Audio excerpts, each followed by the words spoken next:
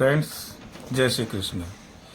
आज हम लोग power and mineral and power resources का पार्ट 3 करने जा रहे हैं। तो इसके पहले का जो पार्ट्स है वहाँ उसके कंटिन्यू करेंगे हम लोग। आज का हमारा जो टॉपिक जहाँ से स्टार्ट करेंगे that is power and energy resources. Most of the energy in the world today is from coal, petroleum and natural gas. All these are called conventional source of energy. They are exhaustible and non-renewable resources. Means अगर हम एक बार use करेंगे तो फिर इसको दोबारा renew अपने आप नहीं होता, ख़त्म हो जाएगा ये. Like minerals, so they need to be used judiciously and also conserved for future use. हमको इसको प्रॉपर तरीके से, प्लान तरीके से यूज़ करना और फ्यूचर में के लिए अपने को इसको बचा के रखना है. Firewood and hydel power are also conventional source. Firewood और हाइडल पावर भी कन्वेंशनल सोर्स ऑफ एनर्जी के पार्ट में आता है. Non conventional source of energy are solar energy, wind energy, tidal energy, biogas energy, geothermal energy. They are inexhaustible and renewable. So अपने को पूछेगा conventional source of energy क्या है, तो वे एनर्जी फॉर्म जो अगर हम यूज़ करेंगे तो ख़त्म हो जाएगा और दोबारा रिन्यू हम उसको नहीं कर सकते. That are conventional form of energy. उसके अंदर कोल आ गया, पेट्रोलियम आ गया, नेचुरल गैस आ गया. और non conventional source of energy which is, ये जो है मतलब नॉन इन एग्जॉस्टिबल है, ये ख़त्म नहीं होगा आपके यूज़ करने से, और रिन्यूएबल है. सो उसका एग्जांपल जो है विंड एनर्जी, हमको पता है कि कभी ख़त्म नहीं होगा, हवा चलती रहेगी. सोलर एनर्जी हो गया, टाइडल एनर्जी हो गया, बायोगैस एनर्जी हो गया, जियोथर्मल एनर्जी हो गया. These are non conventional. ये बहुत इंपॉर्टेंट है. 2 क्वेश्चन जो हमेशा आपके एग्जाम में पूछ सकता है कि what is conventional source of energy, define conventional source of energy with example, define non conventional source of energy with example. ये दोनों हमने कर लिया, इसको हाईलाइट भी कर लिया है and we will consider it as very important. Next paragraph, coal, petroleum and natural gases are minerals of organic origin. They are called fossil fuel because they were formed from plant and animal remains that got buried under the soil many years ago. तो कोल, petroleum, natural gas को हम लोग fossil fuel बोलते हैं. ये हम लोगों ने पिछले चैप्टर में पढ़ा था. और ये बने कैसे हैं, तो ये जो प्लांट होते हैं, एनिमल रिमेन जो सॉइल के अंदर बरी हो गया और मिलियंस ऑफ ईयर रहने के बाद उसमें in absence of air, excessive heat and pressure, वहाँ जो रिएक्शन होता है उसके थ्रू ये फॉर्म होते हैं. We have already covered this in previous video, you can refer that. Now distribution of power resources. अब इसका डिस्ट्रीब्यूशन कैसे है, क्रूड ऑयल हो गया या फिर कोल हो गया, हाइडल पावर हो गया, यूरेनियम रॉक, नेचुरल गैस, इसका डिस्ट्रीब्यूशन क्या है एक बार हम लोग उसको देख लेते हैं. Conventional source of energy are those which have been used for long time.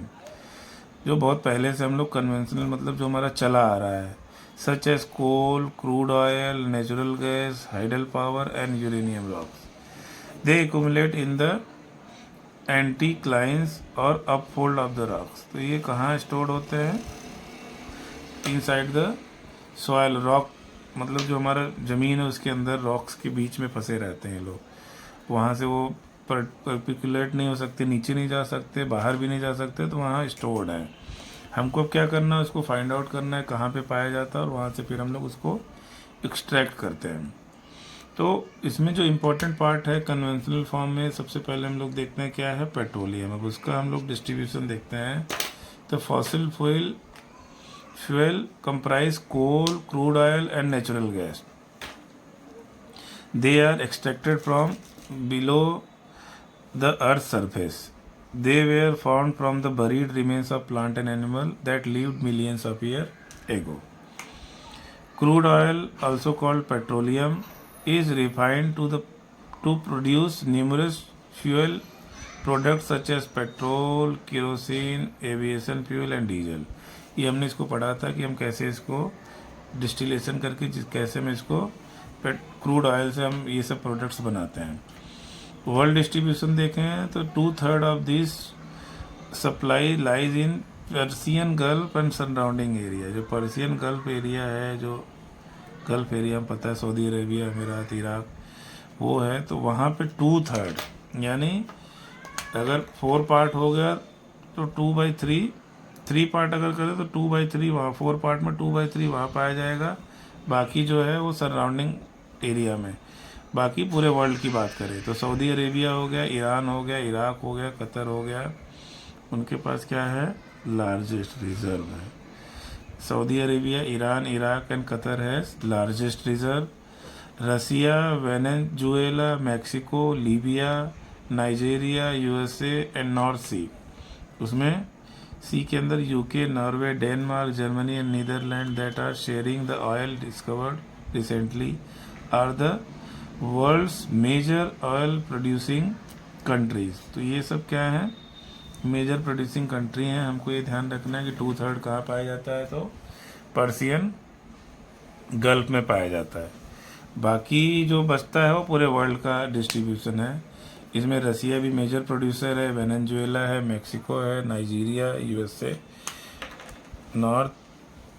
North सी में हमने देख लिया कौन कौन सा है, ये वर्ल्ड का प्रोड्यूसर। हमको भी ध्यान क्या करना है, इंडिया का भी देख लेते हैं। पेट्रोलियम केस में हम लोग वर्ल्ड का भी दिमाग में रखेंगे। Till independence oil was only drilled and refined at Digboi in Assam. Now it is drilled in Gujarat plains, the Cambay offshore area and off the coast of Mumbai at Bombay High. Some oil is also find in deltaic region of Godavari, Krishna, Kaveri and Mahanadi. तो हमको deltaic region अब ध्यान रखना है, oil is found in deltaic region of Godavari, Krishna, Kaveri, Mahanadi, सब south India की नदियां हैं जहाँ पे भी थोड़ा मात्रा में ऑयल पाया जाता है। सबसे पहले कहाँ पाया जाता था, डिगबोई असम में, अभी तो गुजरात में भी है, और Cambay offshore area and off the coast of Mumbai at Bombay High. तो मुंबई और गुजरात के प्लेन्स में, और ऑफशोर एरिया यानी समंदर के बीच में मुंबई में, जो अभी हमारे यहाँ जो पेट्रोलियम का एक्सट्रैक्शन हो रहा है मेजर पार्ट में, वो यहाँ से हो रहा है। हमको ये ध्यान रखना है। सबसे पहले हम बताएंगे कि तो आज़ादी से पहले डिगबोई असम, बाद में अभी जो पाया जा रहा है गुजरात के प्लेन्स में और हाई सी एरिया मुंबई, वहाँ पे अभी एक्सट्रैक्शन, वहाँ पे हमारा इंडिया का जो है, जो उत्पादन खुद का है, वो चल रहा है। Next is natural gas. Natural gas occurs in association with petroleum. Petroleum के साथ में ही जब उसका प्रोसेस होता है, फॉर्मेशन ऑफ पेट्रोलियम होता है, तो उसमें गैस भी बनती है और वो वहीं फंसी रहती है in between the rocks. World distribution देखें तो it is found in the North Sea from Lincolnshire and to Netherland, Russia, USA and Indonesia. ये सब क्या है, हम इसको देख लेते हैं। नेचुरल गैस थोड़ा इम्पोर्टेंट है और आजकल तो इसका मुद्दा बहुत चल रहा है, जब से रसिया यूक्रेन वॉर चालू हुआ है, तो हम लोग इसको ध्यान में रख लेते हैं। क्या है, it is found in North Sea from Lincolnshire to Netherland, Russia, USA and Indonesia. India की बात करें तो gas resources are not being fully utilized in India. They are found in onshore oil field of Gujarat, Maharashtra, Tamil Nadu, Andhra Pradesh and Odisha. Exclusive reserves have been found in Tripura and Rajasthan. ये latest research है, त्रिपुरा और राजस्थान में exclusive gas reserve, natural gas reserve हमको find हुआ है। Natural gas has many advantage and gradually it use is increasing. It consists mainly of methane and other gases like ethane, propane and butane. Very important. इसका constitution क्या होता है, methane होता है, other gases like ethane, propane and butane. This is its constituency. Methane main होता है इसमें, और थोड़े गैसेस और मात्रा में होते हैं जैसे ईथेन, प्रोपेन और ब्यूटेन। तो अगर क्वेश्चन आए which of the following is the major proportion of natural gas, तो हमारा आंसर होगा मीथेन। और अगर माइनर पूछेगा तो उसमें ईथेन, प्रोपेन और ब्यूटेन आएगा। It is source of energy for industries. Gas based power plant can be installed faster. It is used as a transport fuel CNG and domestic fuel LPG. Areas with large deposits are called reservoir rock. हम लोग इसको क्या कर लेते हैं, highlight कर लेते हैं, because this is being currently used.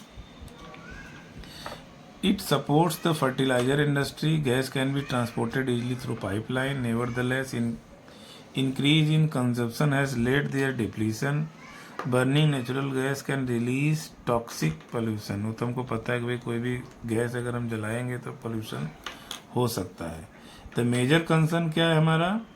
Major concern है कि इसका जो रिजर्वायर है या रिजर्व है वो बहुत तेज़ी से डिप्लीट हो रहा है, और ये 1-2 साल या 10 साल में बनने वाली चीज़ नहीं है. Natural gas takes millions of year to get produce. So एक बार ख़त्म हो जाएगा, उससे पहले हमको इसको जुडिशली यूज़ करना है और अपने फ्यूचर के लिए कंजर्व करके रखना है, ताकि हमारा जो डेवलपमेंट हो वो सस्टेनेबल डेवलपमेंट हो. आने वाली पीढ़ी को भी हम कुछ दे के जाए. ऐसा नहीं कि हम सब ख़त्म कर दें और उसके बाद फिर से अंधेरा छा जाए. अगला हमारा आता है coal. Coal is found in layer of sedimentary rock. 4 varieties of coal is available. तो ये कहाँ पाया जाता है? सेडिमेंट्री रॉक के लेयर्स में पाया जाता है ये, और 4 वेराइटी के कोल अभी अवेलेबल हैं. The quality varies depend on the carbon content which varies with time, pressure and heat that acted on the rocks during the coal formation. तो 4 टाइप के रॉक्स जो हैं हम उसके बारे में देख लेते हैं. इम्पोर्टेंट है, हमको इसको अच्छे से करना है. Number 1 is peat, number 2 is lignite, number 3 is bituminous, number 4 is anthracite. So 4 हमने देख लिए. 4 टाइप का कोयला फॉर्मेशन होता है depending on its where it is present. उसके ऊपर कितना हीट पड़ रहा है, कितना प्रेशर है, क्योंकि ये नीचे ज़मीन में मिलियंस ऑफ ईयर पहले दब जाते हैं रॉक्स के अंदर, और वहाँ उनका फॉर्मेशन होता है. तो कितना हीट अप्लाई हुआ, कितना उसके ऊपर प्रेशर है, उसके हिसाब से कार्बन फॉर्मेशन कैसा परसेंटेज है, उसके हिसाब से हम लोग इसको 4 भाग में डिवाइड करते हैं. Number 1 is peat, number 2 is lignite, number 3 is bituminous and number 4 is anthracite. Number 1 की बात करें पीट, तो पीट क्या है? It is brownish substance and represents the first stage of coal formation. मतलब जब कोल बनना चालू हुआ, जैसे हमने अगर इसको कोल निकालना चालू किया जब, क्योंकि मिलियंस ऑफ ईयर इसको लगता है, और फर्स्ट स्टेज में ही हमने इसको बाहर निकाल दिया, ये ब्राउनिश कलर का होगा और ये दिखाता है कि अभी जस्ट इसका कोल बनने का प्रोसेस स्टार्ट हुआ था. ठीक है. It has a high moisture content. वहाँ पे रिएक्शन चलता रहता है कार्बन का इन एब्सेंस ऑफ एयर, तो उसके पास मॉइस्चर बहुत रहता है, क्योंकि मॉइस्चर कहीं जा नहीं सकता, स्किप नहीं कर सकता है. Burns with difficulty and emits a lot of smoke. तो इसमें जब मॉइस्चर कंटेंट ज़्यादा होगा तो जलेगा भी डिफ़िकल्टी से और स्मोक भी ज़्यादा निकलेगा. तो हम कह सकते हैं कि पीट क्या है? लोएस्ट क्वालिटी है. जब इनिशियल फॉर्म, जब कोल बनना चालू हुआ तब का ये रिप्रेजेंट कर रहा है. ये पूरा ही हम लोग लिख लेंगे, इसलिए मैं पूरा हाईलाइट नहीं कर रहा हूँ, बट इट इज़ इम्पॉर्टेंट. सारे के सारे हम इसको IMP कर दे रहे हैं. Number 2 is lignite. तो lignite is brown coal with 40 to 60% carbon content and plenty of moisture. ये पीट से थोड़ा एडवांस है. इसमें 40 to 60% कार्बन होता है और मॉइस्चर भी होता है इसके अंदर. It is a soft variety of coal. These constituent 15% of world's coal reservoir. ये भी हम लोग याद रखेंगे. सेकेंड पीट के बाद आता है लिग्नाइट. लिग्नाइट में हमने क्या पढ़ा कि 40 to 60% कार्बन कंटेंट है एंड प्लेंटी ऑफ मॉइस्चर, और मॉइस्चर भी बहुत है. It is a soft variety of coal, और ये 15% है वर्ल्ड कोल रिजर्वायर का. Third one is bituminous. It is black coal. अब यहाँ से रियल कोल चालू होता है. ब्लैक कोल, इसके बाद कितना है कार्बन कंटेंट? 70 to 80% है and forms 80% of available coal variety. यानी जो अवेलेबल कोल वेराइटी है 80% वो कौन सा अवेलेबल है? बिटुमिनस अवेलेबल है. इसके अंदर 70 to 80% क्या होता है? कार्बन होता है. फिर अगला आता है एंथ्रेसाइट। ये तो ज़बरदस्त वेरी गुड क्वालिटी कोल होता है, 90% इसमें कार्बन होता है, बिना धुएं के जलता है, लेकिन इसकी मात्रा कितनी है रिजर्वायर का? ओनली 5%। अब इसमें हमने क्या पढ़ लिया? पीट इनिशियल स्टेज पे जब निकाल लेंगे तो होगा, उसमें मॉइस्चर होगा इसलिए सही से जलेगा नहीं, स्मोक होगा। फिर लिग्नाइट 40 to 60% है, इसमें कार्बन कंटेंट है, मॉइस्चर इसमें भी होता है, और लेकिन ये 15% ऑफ वर्ल्ड कोल रिजर्वायर का भाग है ये। बिटुमिनस 70 to 80% और 80% इसमें कार्बन भी 80% होता है, और ये जो अवेलेबल कोल का 80% खुद ये बिटुमिनस ही है। तो ज़्यादातर हमको बिटुमिनस कोल मिलता है। फिर एंथ्रेसाइट है, एंथ्रेसाइट तो सबसे बढ़िया क्वालिटी में गिना जाता है, इसको 90% इसमें कार्बन है। यह जो है विदाउट स्मोक के जलता है and constitutes about 5% of world total reservoir. Coal is a fuel for making steel, generating electricity and in chemical industry. In short हम कह सकते हैं जहाँ भी एनर्जी की ज़रूरत है, हीट की ज़रूरत है, वहाँ पे कोल हम यूज़ कर लेते हैं। वर्ल्ड डिस्ट्रीब्यूशन देखने जाएँ तो abundantly found in USA, China, Russia, Ukraine, Poland, South Africa, India, Australia, Germany, UK, France and Canada, यहाँ पे पाया जाता है। तो यूएसए, रसिया, चाइना आप देखोगे तो लगभग सब जगह है, क्योंकि इनका जियोग्राफी ऐसा है कि वहाँ पे मिल जाता है। इंडिया भी है। अब इंडिया की बात करें तो Bihar, in India coal is found in state of Bihar, Bokaro, Jharkhand, West Bengal. तो अभी हमने कितने स्टेट पढ़े? 3 पढ़े। बिहार में बोकारो करके जगह है और गिरीद करके जगह है, वहाँ पाया जाता है। झारखंड में झरिया है और वेस्ट बंगाल में रानीगंज है। Other coal producing states are Orissa. देखो उड़ीसा है गरीब, लेकिन यहाँ पे भी कोल मिलता है। मध्य प्रदेश में सिंगरौली करके जगह है, वहाँ पे पाया जाता है। फिर छत्तीसगढ़ है, वहाँ पे कोरबा करके जगह है, वहाँ पे पाया जाता है। फिर आंध्र प्रदेश आया, महाराष्ट्र एंड तमिलनाडु, ये सब जगह पे पाया जाता है। तो हम जो मेनली है ना, मेन अगर देखें तो बिहार, झारखंड और वेस्ट बंगाल जो है जहाँ पे मेजर डिपॉजिट पाया जाता है। तो हम लोग खाली इतना ही याद रखेंगे। अभी मेजर कहाँ पाया जाता है? तो बिहार के बोकारो में, झारखंड झरिया और वेस्ट बंगाल रानीगंज। थोड़े और भी नाम अगर याद करना हो तो सिंगरौली मध्य प्रदेश। वैसे एग्ज़ाम पॉइंट ऑफ व्यू से मुझे नहीं लगता तुम लोग के एग्ज़ाम में भी आएगा, आप लोग के एग्ज़ाम में। यहाँ तक रखते हैं अभी हम लोग। फिर हम लोग आ जाते हैं सीधा आगे, जहाँ भी हीट की ज़रूरत पड़ेगी वहाँ कोल आएगा, क्योंकि कन्वेंशनल सोर्स ऑफ एनर्जी। पहले जब हमको ज़्यादा कुछ पता नहीं था तो कोल हमको मिल गया था, कोल ही जला के हम एनर्जी अपना यूज़ करते थे। But now it has come to know us that it will deplete if we will use, means our consumption remains the same। अभी तो बहुत सारे जो पावर प्लांट है जो हमको बिजली मिलती है वो भी कोल पावर से चलते हैं। कभी कभी न्यूज़ आता है कि भाई जो पावर प्लांट्स वहाँ कोल ख़त्म हो गया तो 2 दिन 3 दिन की एनर्जी बची है। So it will come to end some point of time. Next heading is hydro electric power. The force of flowing water has been harnessed for grinding grain and for generating hydroelectricity. It is a clean, non-polluting source which gives electricity at much cheaper cost than other source. Obvious है, नदी है या फिर जो hydro power जहाँ से हम generate कर रहे हैं, बेसिकली ज़्यादातर नदियों के ऊपर ही बनाया जाता है। वो चलती रहेगी तो पोल्यूशन नहीं होगा। तो ये clean, non polluting source of energy हो जाता है। और एक बार जो आपका कंस्ट्रक्शन कॉस्ट है, बाद में इसको फ्यूल के तौर पे कुछ भी नहीं देना है। जैसे कोल हम जला के प्रोड्यूस करते हैं, मान लीजिए इलेक्ट्रिसिटी, तो कोल तो ख़त्म होता रहेगा, कोल बंद करेंगे इलेक्ट्रिसिटी जनरेट होना बंद हो जाएगा। लेकिन नदी जो है जो कंटिन्यूसली फ्लोइंग है, वहाँ पे हमको कोई प्रॉब्लम नहीं आएगा। वर्ल्ड डिस्ट्रीब्यूशन में 20% of the world's electricity comes from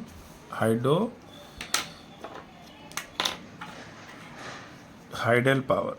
just second हम हाईलाइट कर लेते हैं। 20% कहाँ से आता है हमारे पास? Hydel power. लेकिन अभी हाइडल पावर से कैसे आएगा? जहाँ जिस कंट्री में वो हैं पहाड़ हैं, माउंटेन्स हैं, और वहाँ की जो रिवर है, अगर ऐसा उनका डेमोग्राफी है तो ही वो कंस्ट्रक्ट कर सकते हैं हाइड्रो पावर प्रोजेक्ट। प्लेन की नदियों में कंस्ट्रक्ट, क्योंकि वहाँ इतना फ्लो नहीं होगा कि वो आपके उसको घुमा सके, या जो रोटेशन करके जो इलेक्ट्रिसिटी बनाते हैं वो प्रोसेस नहीं हो पाएगा. Mainly developed country in the world are sustaining their industry on hydel power like Brazil, Paraguay, China and Norway. तो अभी बहुत सारी कंट्रीज ऐसी हैं जो हाइडल पावर पे ही कोशिश कर रहे हैं कि उनकी इंडस्ट्री डेवलप हो, क्योंकि हमने अभी पढ़ा कि कोल पे बहुत सारी इंडस्ट्री डिपेंडेंट है, पेट्रोलियम पे है, लेकिन that are conventional source of energy, तो कभी ना कभी ख़त्म हो जाएंगी.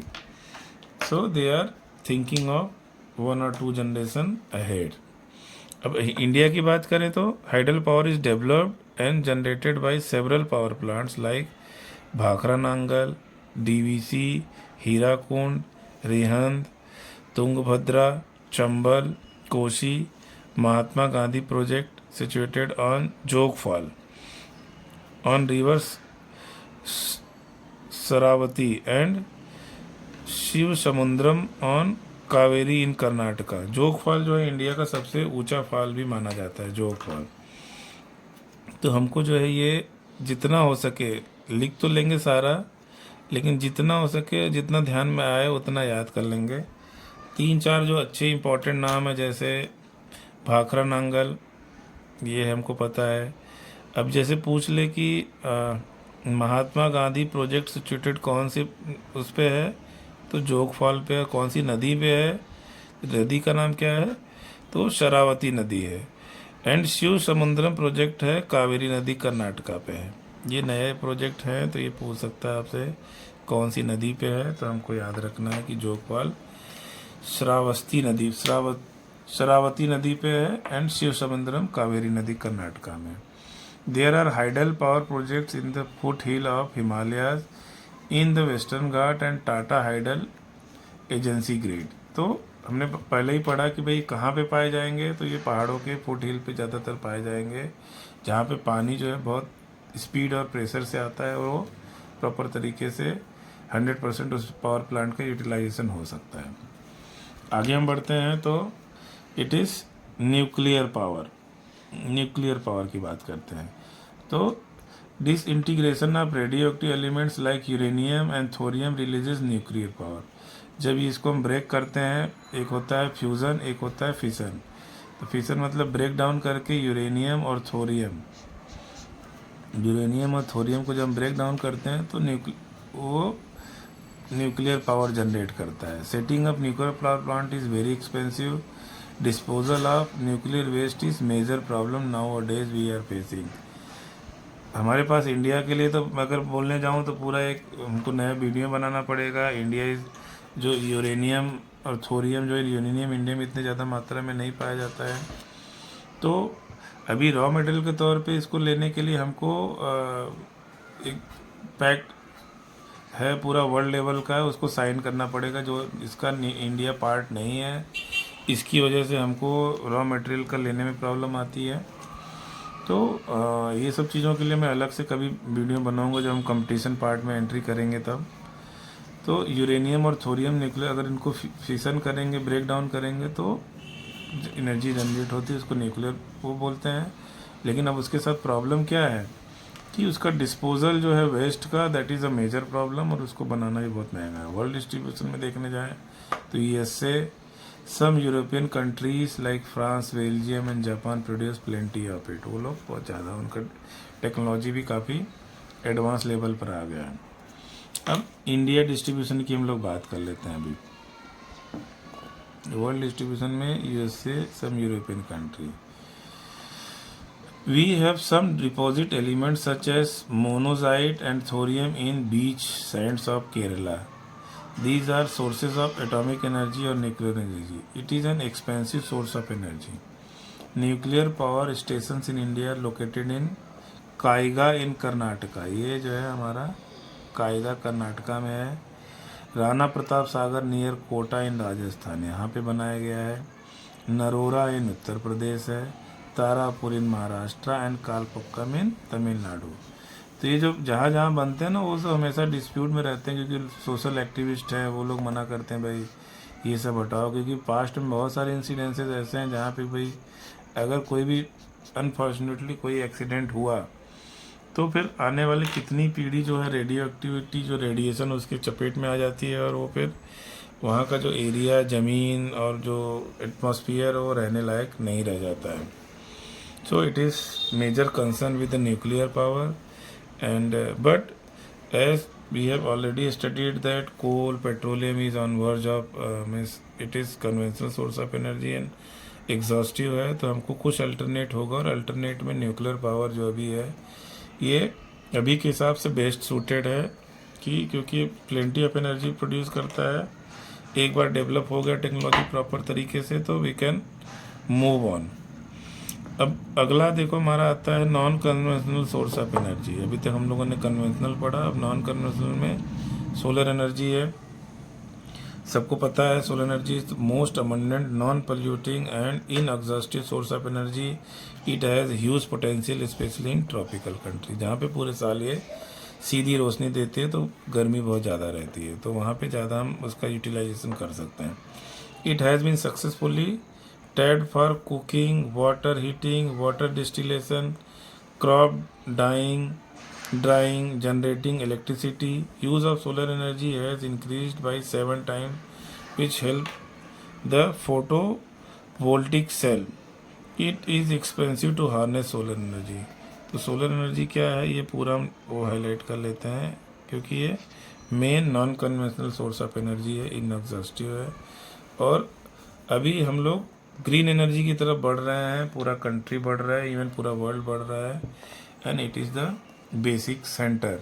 Solar energy is the centre on which we are working upon to fulfil our energy requirement apart from coal and petroleum. अब next one is geothermal energy. Geothermal energy is generated from heat energy that is release from inside the earth through hot spring. ये थोड़ा सा अभी नया technology है, इसका utilisation.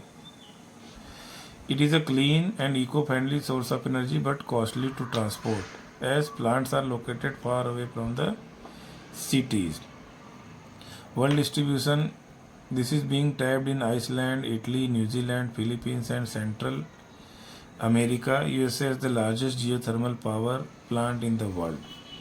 USA के पास लार्जेस्ट पावर प्लांट है. फिर distribution in India, plants are located in Manikaran in Himachal Pradesh and Puga valley in Ladakh. ये दोनों जो है यहाँ पे प्लांट्स सिचुएटेड हैं. फिर next one is wind energy. Wind energy क्या है? It can be use for providing water, wind mills for irrigation and generating electricity. It is safe, clean and non polluting source of energy. Variability of wind speed, direction and intensity are its drawback. Setting up windmill is also a very costly. तो हम इतना सारा खर्चा करके लगा देते हैं, तो तेज़ हवा कितनी है, उसका डायरेक्शन क्या है, उसकी इंटेंसिटी क्या है, बहुत सारी चीज़ें उसके ऊपर डिपेंड करती हैं. तो सेटिंग अप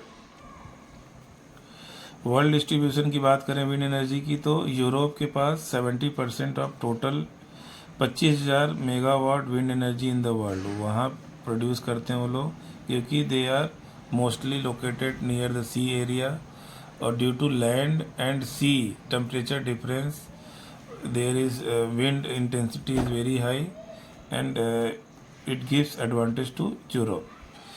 डेनमार्क है, नॉर्थ वेस्ट है, पैसिफिक कोस्ट है, सदर्न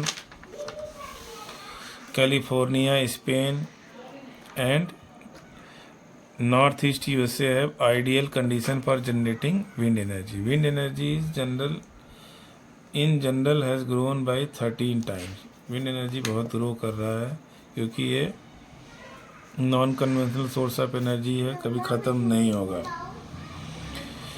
और प्रॉब्लम खाली ये है कि इसको सेटअप करना थोड़ा कॉस्टली है, but India is also shifting towards the wind energy और conventional non conventional form of energy.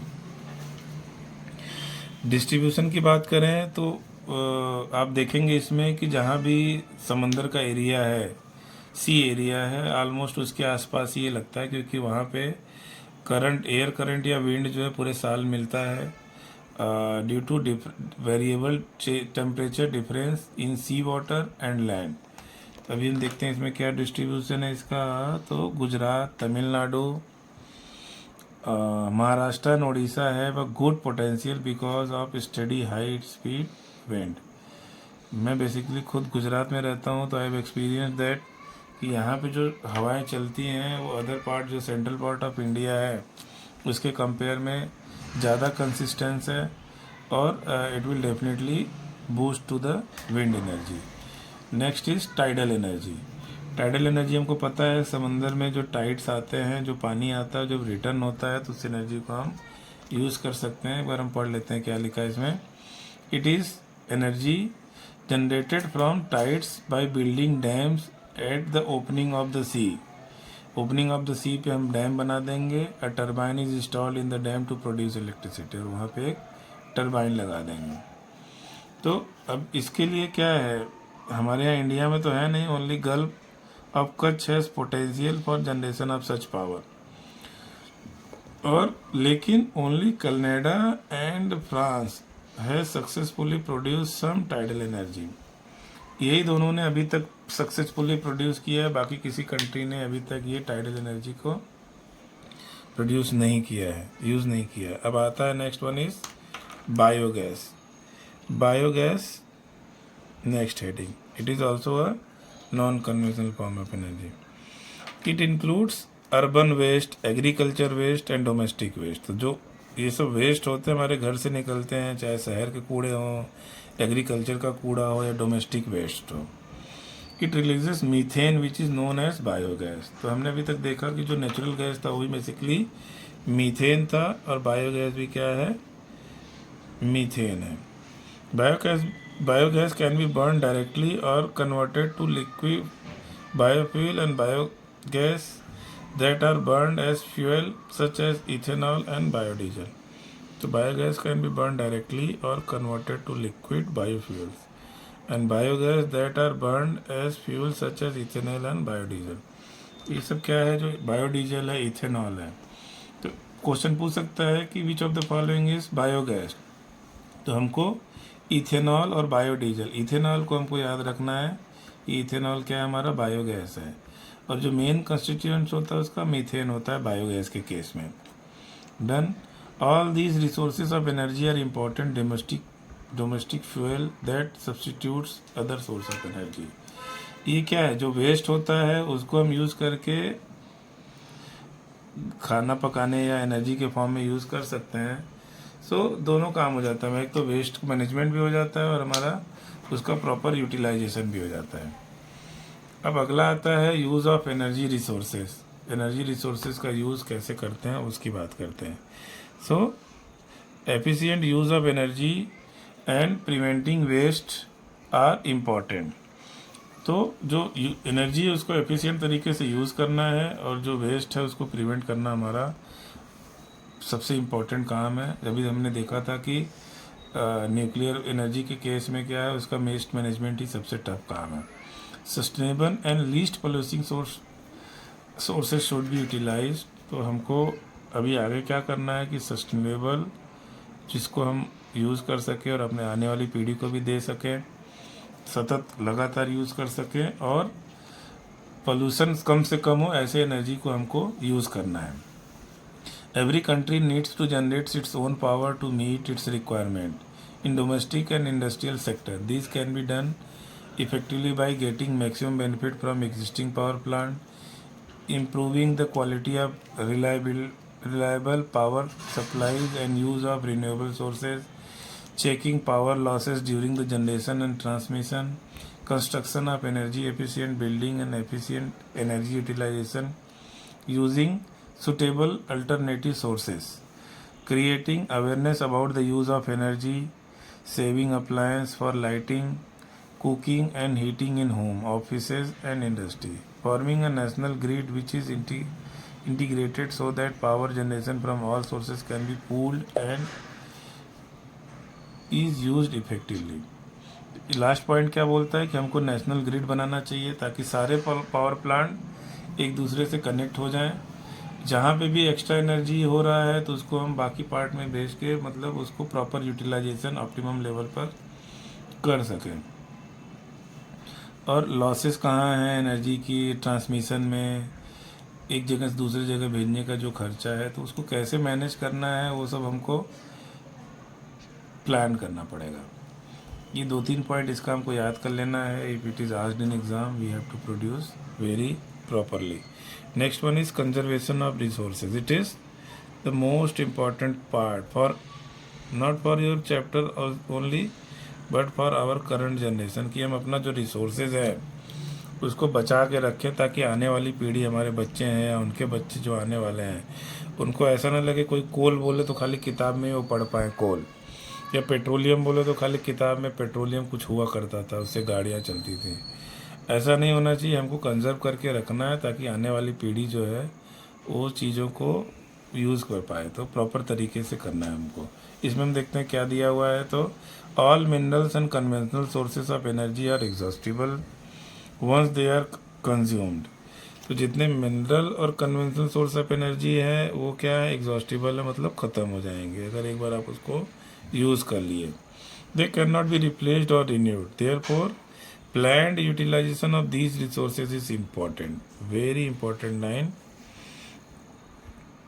कि प्लान जो है उसको प्लान तरीके से इसको यूज़ करना is very important, so that we have sufficient supply for future generation, ताकि हम अपने फ्यूचर जनरेशन वालों के लिए कुछ छोड़ के जा पाए। तो ये टॉपिक इज़ वेरी इंपॉर्टेंट है, इसको हमको अच्छे से करना है। Next is, it is important to reduce wastage of minerals. Rapid consumption of mineral and power resources by rich industrial countries has already caused great concern. हमने हिस्ट्री में देखा हुआ है या पढ़ा हुआ है कि हमारे यहाँ इंडस्ट्रियलाइजेशन जब चालू हुआ तो हम बहुत लेट थे इस मामले में। जो यूरोपियन कंट्रीज़ थे, जो कॉलोनियल रूल के टाइम पे ही वो बहुत इंडस्ट्रीज़ उनकी बहुत ज़्यादा, उनके यहाँ इंडस्ट्रियलाइजेशन आ चुका था, तो उन्होंने ऑलरेडी मिनरल्स और जो हमारी एनर्जी सोर्स ऑफ एनर्जी को बहुत ज़्यादा कंज्यूम वो कर चुके हैं। जो बचा खुचा है उसको कैसे यूज़ करना है, दैट इज़ आवर सोशल और moral responsibility. Most developing and under developed nations are exporting their mineral resources to meet their need of foreign exchange. अभी जो डेवलपिंग कंट्री हैं या डेवलप्ड कंट्री हैं वो लोग अपने मिनरल रिसोर्सेज को एक्सपोर्ट करके अपना खर्चा चला रहे हैं, फॉरेन एक्सचेंज को मेंटेन कर रहे हैं।